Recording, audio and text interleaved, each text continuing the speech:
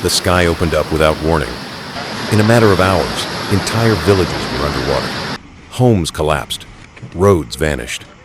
And now, a powerful storm system is tightening its grip on eastern China.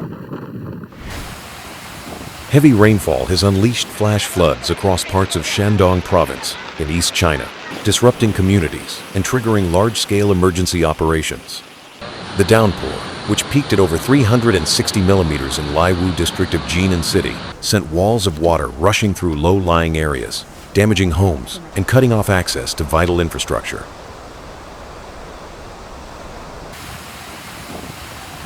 According to reports from the state-backed Global Times, the flash flooding struck 2 villages in Dawangzhuang Township. 19 homes were either damaged or completely destroyed, as torrents of water swept through the narrow village roads. Rescue crews were immediately deployed, with search efforts continuing as local teams navigated the flood-affected zones.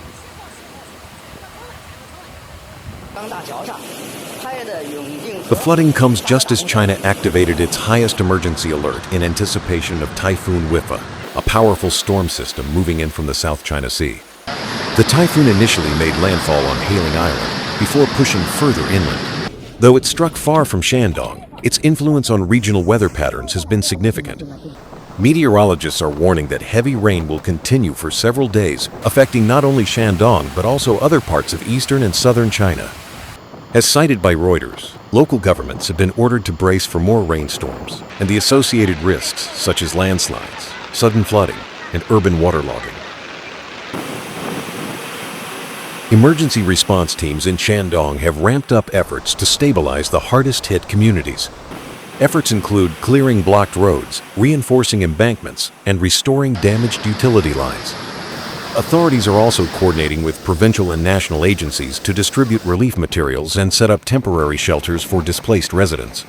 China Daily reported that in addition to structural damage, several regions across the province are now dealing with transportation gridlock due to flooded roads and damaged bridges.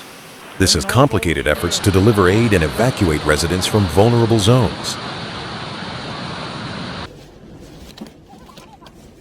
The storm's wider impact has already been felt in Taiwan and Hong Kong, where Typhoon Wifa caused temporary suspension of flights and train services.